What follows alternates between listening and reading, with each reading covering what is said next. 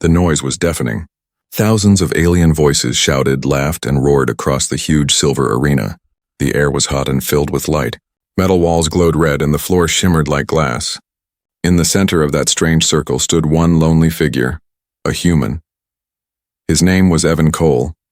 He was tall, covered in dust, and his wrists were chained together. The metal burned his skin, but he didn't cry out. He only looked around, breathing hard, eyes cold and alert. He didn't understand where he was. One moment he had been flying through deep space with his small explorer ship, searching for lost signals near the edge of the galaxy. Then bright light, a sudden pull, and now, this. Captured. Around him stood tall creatures of every color and shape. Some had blue scales that glittered. Others had thin silver fur that waved in the wind. Many held glowing weapons, and all of them looked at Evan with the same expression: disgust. To them, he was not a man. He was an animal. A savage, a voice boomed from the loudspeakers above. The last of his kind. A true relic from the forgotten world called Earth. The crowd screamed. Some threw small stones at him. Others shouted words he didn't know, but he could tell they weren't kind. The voice continued, echoing through the arena.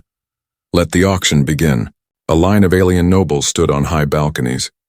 They were dressed in fine robes with golden eyes and proud faces. They didn't look down at Evan with pity. They looked at him the way someone might look at a rare pet. Evan clenched his fists. He couldn't understand their language, but he could feel their hate. He thought about his crew, his home, his planet, the one that was now just a memory in the stars. He wasn't sure if any humans were left out there.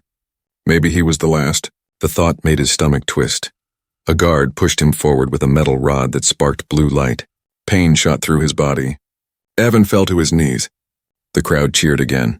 The announcer shouted numbers, names, offers. The aliens began to bid, waving glowing chips in the air. The price went higher and higher. They were buying him like a trophy. Then above the noise, another voice spoke, quiet but sharp like a blade cutting through the chaos. Don't hurt the human, I'll buy him. The arena froze. The announcer stopped mid-sentence. Every alien turned toward the sound. On the balcony stood a young alien girl, her skin pale gold, her eyes bright silver that shimmered like the moon. She was dressed in royal armor lined with light blue silk. Her voice carried authority, though she looked barely older than 20. Guards whispered her name, Lyra Valren, daughter of the High Lord of House Valren, one of the most powerful families in the system. The announcer stammered, Lady Lyra, this creature is dangerous. It's forbidden. I said I'll buy him, she repeated. Her tone left no space for argument. The crowd began to whisper. Some laughed. Others gasped. No one defied tradition, and certainly not for a human.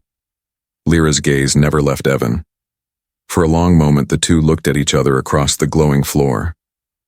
She could see the fire in his eyes, a strength, a raw will that no chains could break. Evan didn't know who she was, but something in her face was different from the others. There was no hate, no pride, no cruelty, only curiosity, and maybe a strange kind of sorrow. The announcer cleared his throat nervously. Very well, my lady. The human belongs to House Valren. The guard stepped forward to drag Evan away. One of them kicked him in the back. He fell hard on the metal floor. Enough! Lyra's voice rang out again. If I see him harmed again, I'll have you all replaced by droids. Silence fell once more. No one dared move. The guards pulled Evan to his feet.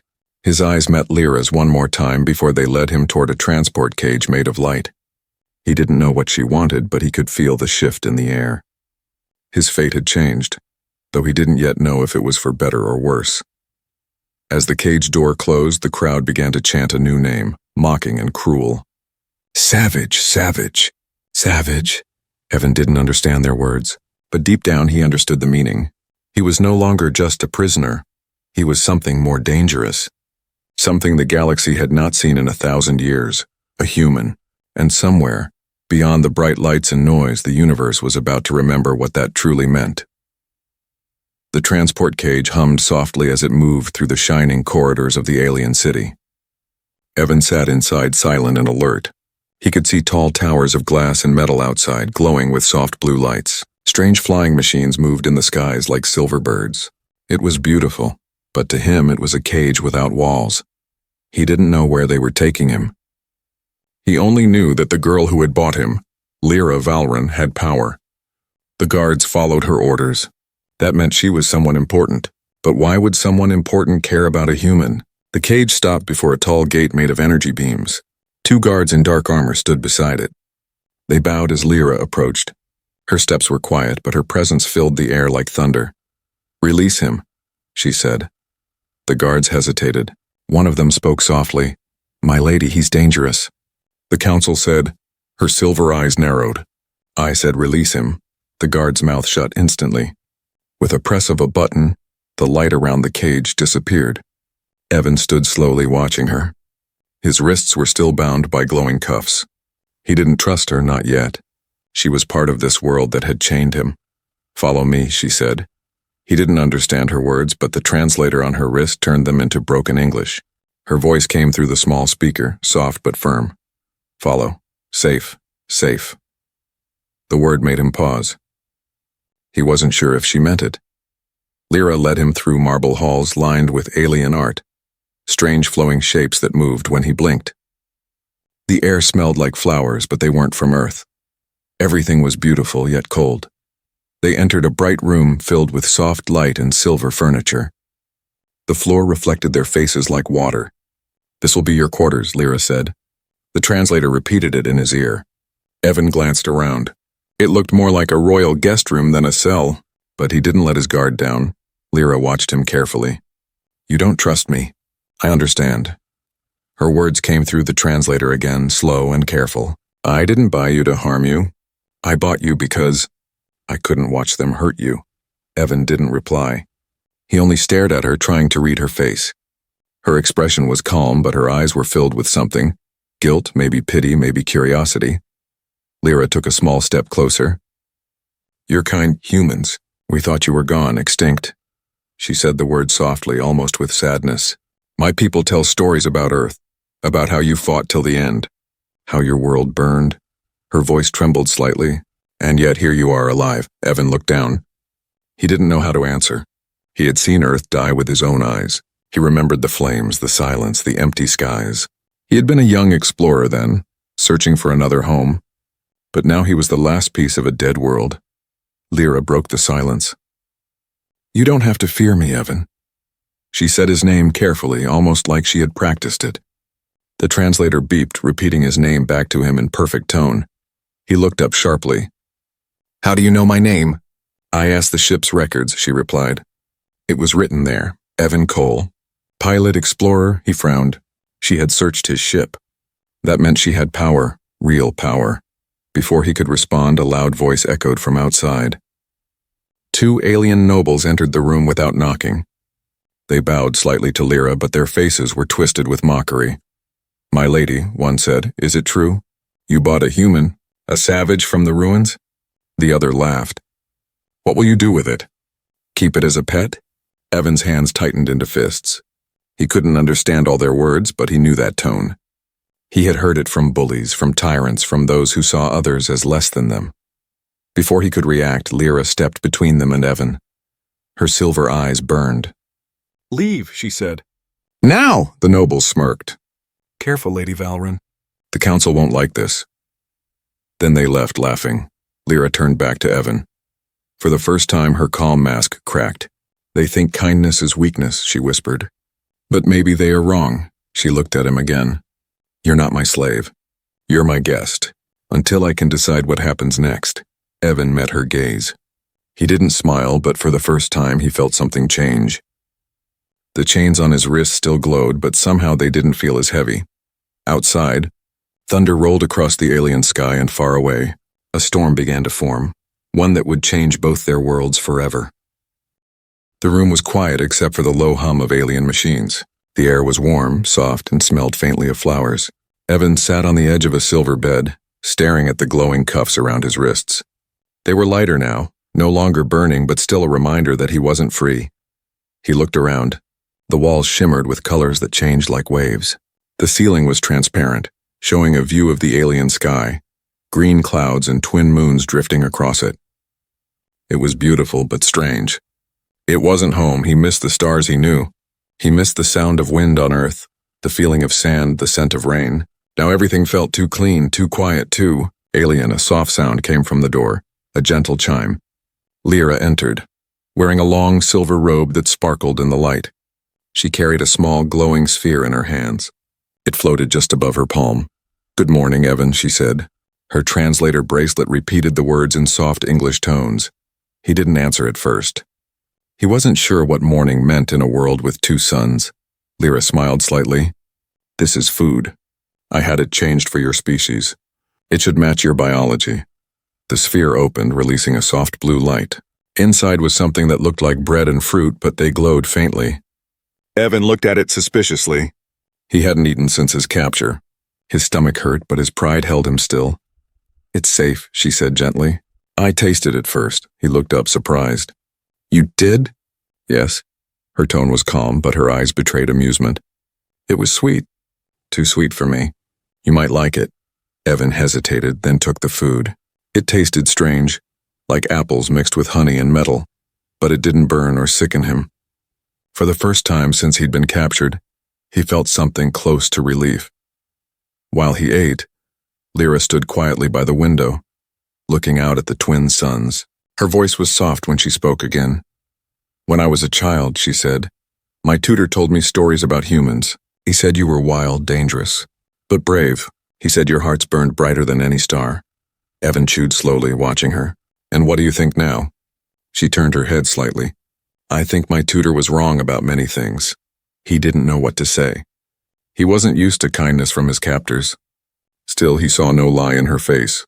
Silence filled the room for a while. Only the hum of the air systems could be heard. Then Lyra pressed something on her bracelet, and the cuffs around Evan's wrists clicked softly and released. He stared at her, confused. "Why? You can't live in chains," she said simply. "You're not an animal." He rubbed his wrists, the marks faintly glowing. The air felt colder without the cuffs. "Your people won't like that," he said carefully. "They already don't," she replied. "But I'm not doing this for them," he frowned. "Then why?" Her silver eyes met his. "Because I want to understand you." He didn't reply, but he could feel the truth in her words. There was no fear, no cruelty, only curiosity, and maybe something else. Over the next few days, things changed. Lyra visited often. She brought strange books that projected moving images, teaching him their language. Evan struggled, but he learned quickly. She seemed impressed every time he spoke a new word. "Water," he said one day, pointing to a glass. Lyra smiled. "Yes, water." Her smile made him uneasy, not because it scared him, but because it felt. And one afternoon, a small alien creature ran into his room. It looked like a glowing cat with wings. A servant chased after it, shouting. When the creature tripped and squeaked in pain, the servant raised his hand to strike it. Before Evan could move, Lyra stepped forward and stopped the servant. "Don't hurt it," she said sharply. It did no harm. The servant bowed and left. Lyra picked up the creature gently. It purred in her hands. Evan watched her closely. That one small act told him more about her than all her words. She wasn't pretending. She truly hated cruelty. "Your world is soft," he said quietly. "But your people are hard." She looked up. "And your world was dying. But your people never gave up. Maybe we have something to learn." Their eyes met for a long moment. There were no guards, no chains, no walls, only two beings from different worlds, standing in quiet understanding. Outside, the twin suns began to set, painting the alien sky gold and red. For the first time, Evan didn't feel like a prisoner. Maybe, just maybe, the cage was becoming something else. A home. The days passed slowly in the glowing palace of Valren. The twin suns rose and fell behind the glass towers, painting the city in gold and silver. To most, it was paradise. To Evan, it was still a cage, only larger and brighter. Yet something had changed. He was no longer treated like an animal. The guards bowed slightly when he passed. Servants no longer threw food at his feet. He even had clothes now. Dark woven cloth with symbols stitched in blue light. Lyra had ordered it herself.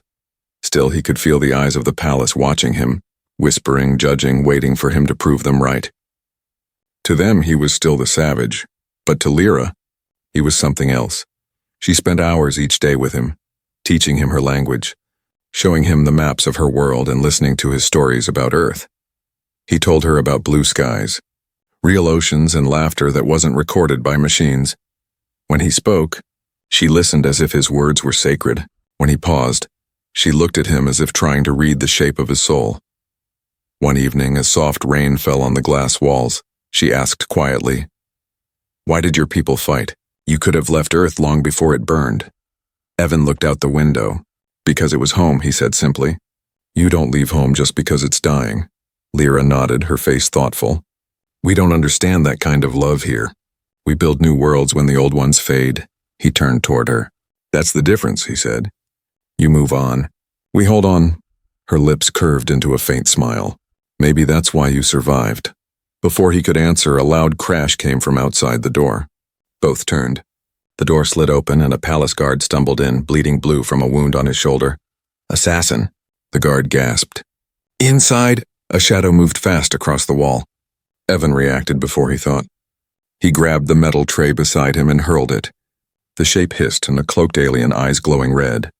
The tray hit its head, knocking it back. The assassin drew a blade that shimmered with energy and lunged toward Lyra. Evan didn't hesitate. He ran forward, catching the assassin's arm. The energy blade sliced his shoulder, burning through cloth and skin, but he didn't stop. He slammed his fist into the alien's mask once, twice, until the creature fell dazed. More guards stormed in. They grabbed the assassin and dragged him away, shouting into comms. Lyra knelt beside Evan, eyes wide with shock. "You're hurt," she said. "It's nothing," he muttered, holding his shoulder. The wound was deep, but he forced a grin. "I've had worse." She looked at him, truly looked at him. There was blood, dirt, and pain, but also something fierce and alive. He had protected her without thinking, without fear. "You saved me," she whispered. He shrugged. "You saved me first." For a moment, neither spoke. The rain outside grew heavier, tapping gently on the glass walls. It sounded almost like the rhythm of a heartbeat. That night, rumors spread through the palace like fire. The human fought an assassin. The savage saved Lady Valrin. He didn't kill. He spared his enemy. By morning, the story had reached the council. Some called it bravery. Others called it danger. When Lyra entered the council hall, the room fell silent. 12 high lords sat in tall silver chairs, their eyes cold and judging. One of them spoke sharply. "You brought a beast into our walls and now blood has been spilled." Lyra stood tall. "That beast saved my life. By violence," another shouted. "You see? The savage nature cannot be changed." Lyra stepped forward. "He fought because someone tried to kill me. But he didn't kill in return. Tell me, which of you would have shown that mercy?" The room fell quiet. Her father, Lord Valrin, stared down at her. "You shame your house," he said coldly. "Remove the human before his presence destroys what we built." Lyra's hands trembled. "Then what have you built, father? A world where kindness is a crime?" The council chamber erupted in whispers. Lyra turned and left before they could speak again. Outside, Evan waited. He could tell by her face that something was wrong. She didn't tell him everything, only said softly, "They fear what they don't understand." He looked at her, his expression unreadable. "That makes us the same." As they walked down the shining corridor, alien eyes followed them, some in anger, some in awe. The savage had shown mercy, and mercy in a cruel world was the most dangerous weapon of all. The palace of Valrin no longer felt like a sanctuary. It felt like a storm waiting to break. Ever since the attack, the hallways buzzed with whispers. Guards stood at every corner, nobles murmured behind crystal doors, and Evan could feel their eyes on him wherever he went. They called him the savage who defied death, half in fear, half in fascination. But the council was not fascinated. They were furious. Lyra had spent the last 3 days locked in endless meetings with the High Lords. Every time she returned, she looked more tired, her silver eyes dimmer. Evan wanted to ask what was happening, but she always smiled and said, "It's nothing you need to worry about." That only made him worry more. On the 4th day, the guards came. They entered his quarters silently, holding weapons that glowed blue at the edges. "Evan Cole," one said, his voice flat. "The council requests your presence." He didn't fight. He followed them through shining corridors into the great council chamber, a tall room shaped like a star with 12 glowing thrones. The air was cold and heavy. Lyra stood in the center, surrounded by her elders. Her father, Lord Valron, sat on the highest throne. His eyes were like steel. "Bring the human forward," he commanded. Evan stepped closer. He could see anger and fear mixed on their faces. He understood little of their language, but their tone said enough. Lord Valron rose. "This creature," he said, pointing at Evan, "is a danger to our kind. His presence has brought chaos. An assassin enters our home, our guards bleed, and our daughter defies her elders. All because of him." Lyra's voice rang clear and steady. "It wasn't his fault. He saved me." Her father turned on her. "And that is his greatest crime. He made you forget who you are." She met his gaze. "No, father. He reminded me who I should be." Gasps filled the hall. The lords whispered furiously. Evan stood still, his fists clenched but his face calm. He didn't want to make things worse for her. Lord Valron's voice was cold as winter. "Enough, the council has decided. The human will be taken to the science ward for study. He will not be harmed, but he will never leave again." Lyra's breath caught. "You can't." Her father's tone hardened. "You have brought shame to this house, Lyra. You will be confined until you learn obedience." Guards moved toward her. She tried to push past them, but they held her back. "Evan," she shouted. "Don't fight them, please." But Evan wasn't listening anymore. His instincts screamed danger. He could feel it. This wasn't about study or safety. They were afraid of him. They wanted to break him like every other creature they didn't understand. Two guards grabbed his arms, but he spun fast, knocking one down. Another raised a weapon. He kicked it away. The energy bolt fired into the wall, exploding in blue sparks. The chamber filled with chaos. Lyra broke free and ran toward him. "This way!" she cried. Together they raced through a side door before the guards could stop them. Sirens wailed through the palace. Lights turned red. The floor panels shifted, sealing off corridors, but Lyra knew the way. "Down here," she said, pressing her hand to a glowing wall. It opened, revealing a dark tunnel beneath. Evan hesitated. "Where does it go?" "Out," she said. "If we're lucky." They ran through narrow tunnels lit by blue veins of light. The sound of alarms faded behind them, replaced by the hum of machinery. Evan's shoulder still hurt from the old wound, but adrenaline kept him moving. Lyra stopped at a sealed door. She entered a code, but the system buzzed red. "They've locked the exits," she whispered. "We're trapped." Evan stepped forward and slammed his hand against the panel. Sparks flew and the door cracked open halfway. He pushed harder, muscles straining until the gap widened enough for them to slip through. They emerged into the cold night air. The city stretched before them. Towers, lights, and endless bridges between stars. Distant drones moved like fireflies in the dark sky. Evan had never seen anything so beautiful, yet it wasn't freedom. "Not yet," Lyra turned to him. Her face was pale but determined.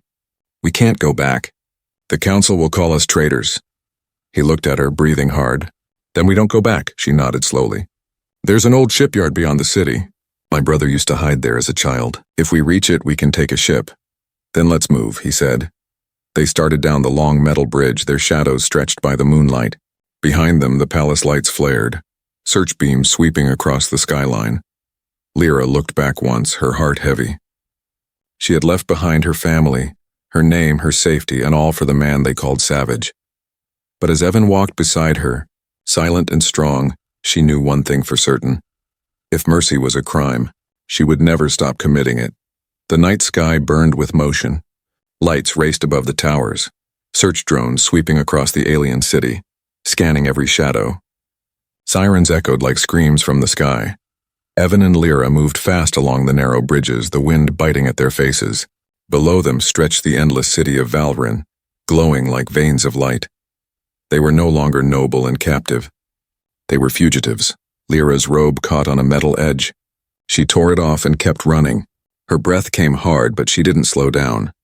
Evan stayed close, his eyes scanning every corner. His instincts had kept him alive before. They would have to do so again. "There," she said, pointing toward a distant hill of broken towers. "That's the shipyard." It looked abandoned, half buried under silver dust. Old vessels sat silent in the shadows, their hulls cracked and forgotten. Perfect for hiding, or dying. They reached the outer wall and ducked inside a broken hangar. The smell of oil and dust filled the air. Ancient ships stood covered in spider-like cables. Evan ran his hand along one. It hummed weakly as if remembering flight. Lyra hurried to a console and wiped away dust. "I can power one of them," she said, her fingers flying across glowing keys. "If the core still works?" Evan looked at her in quiet awe. "You're good at this," she smiled faintly. "I learned to fly before I could walk. My father said I loved the stars more than the ground." The sound of engines roared in the distance. "Search ships, closing in fast, less talk," Evan said. "More flying." Lyra laughed softly, even in fear. "Yes, Captain." They climbed aboard a small craft shaped like a silver arrow. Inside, the lights flickered weakly, but it was enough. Lyra strapped in, pressing her palm against the control panel. "Come on," she whispered. "Wake up." The ship answered with a low hum. Energy pulsed through the cabin like a heartbeat. Evan grinned. "That's a good sound."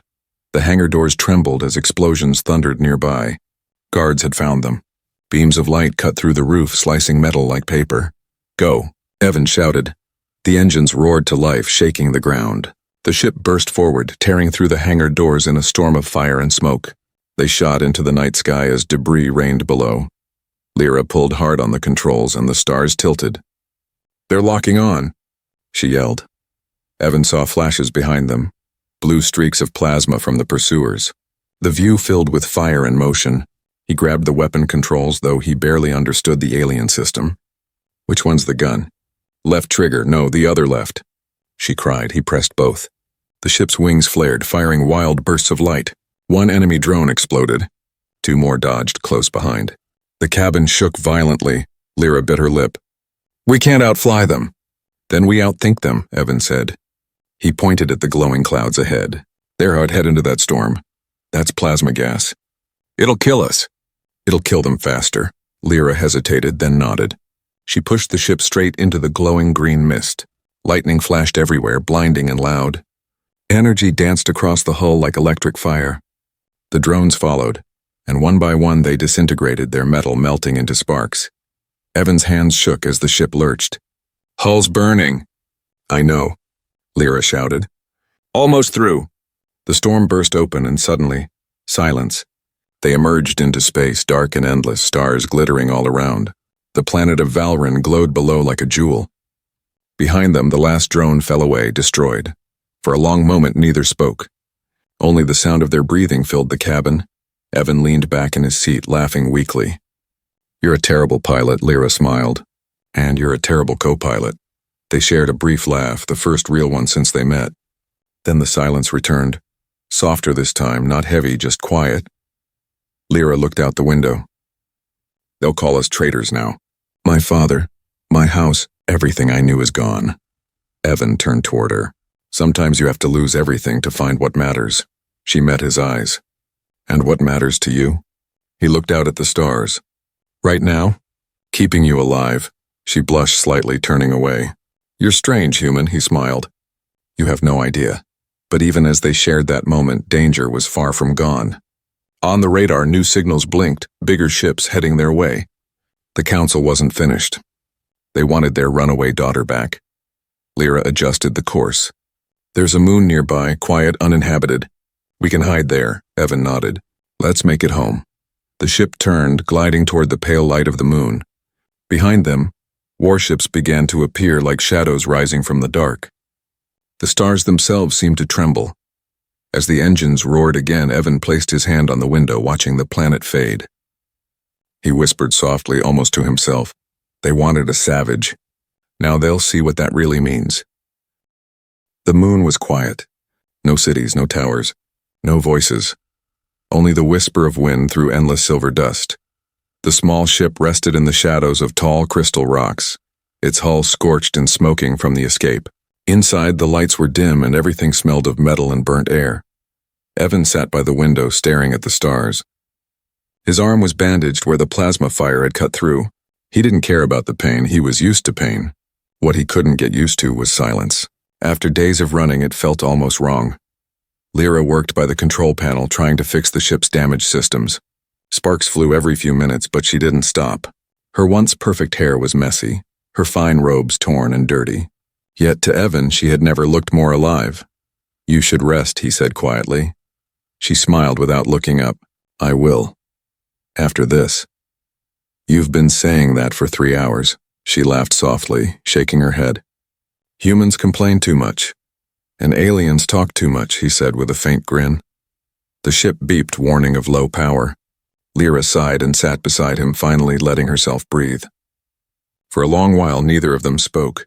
They just watched the stars, endless, bright, and free. Do you ever think about going back? She asked suddenly. Evan's eyes stayed on the horizon. To Earth? She nodded. He was silent for a long moment. There's nothing left to go back to, he said finally. Earth is gone. My people are gone. Maybe I'm the last. Lyra looked down. I'm sorry. He shook his head.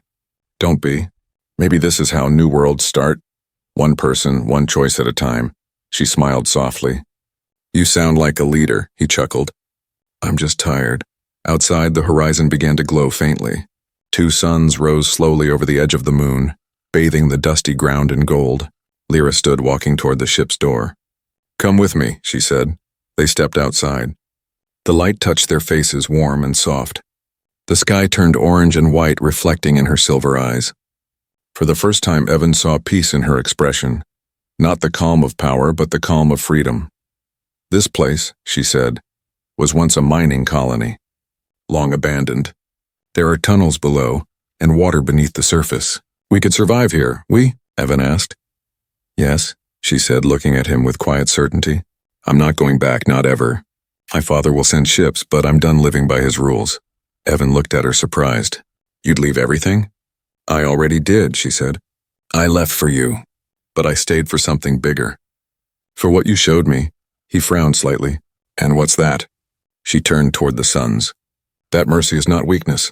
That kindness can be stronger than fear. He didn't know what to say. No one had ever said words like that to him before, not since Earth. As the day brightened, they began to work together. Evan found old shelters buried in the dust. Lyra used her knowledge to power the solar panels.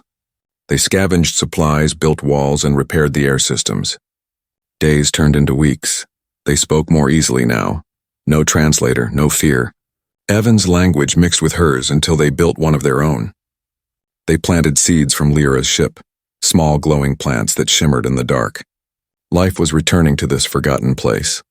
At night, they sat under the stars telling stories. Lyra spoke of her world, of cities floating in clouds and creatures that sang light instead of sound. Evan told her about Earth, the oceans, the rain, and the laughter of children. Sometimes she would close her eyes as if trying to imagine it.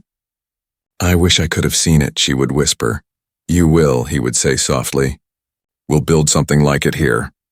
One evening, a message reached them, a weak signal from deep space. Lyra decoded it. Her voice trembled as she read it aloud. To all who hear this, the Council of Valren has fallen. Civil unrest spreads. Voices call for change. They speak of a human and a noble who defied the law together. She looked at Evan in awe. They're talking about us. He smiled faintly. Good. Maybe that means we did something right. The message ended with one line that echoed in their hearts. The savage showed us what it means to be alive. Lyra turned to him, eyes shining with tears. You changed them, he shook his head. We changed them. As night fell again, they sat outside their small home watching the stars rise. The air was cool, the sky endless. Lyra leaned her head on his shoulder. You know, she whispered, I once bought you. He smiled. I remember. Now, she said softly, I'd rather call it destiny. He laughed quietly. Then destiny has strange prices. She smiled, eyes half closed. Worth everyone. The 2 suns rose once more, painting the new world in gold. On that lonely moon among the dust and light, a human and an alien built the first home of a new age. A world born not from conquest or fear, but from courage and kindness. The galaxy would remember them not as master and slave, not as noble and savage, but as the 2 who taught the stars something long forgotten, what it truly meant to be human.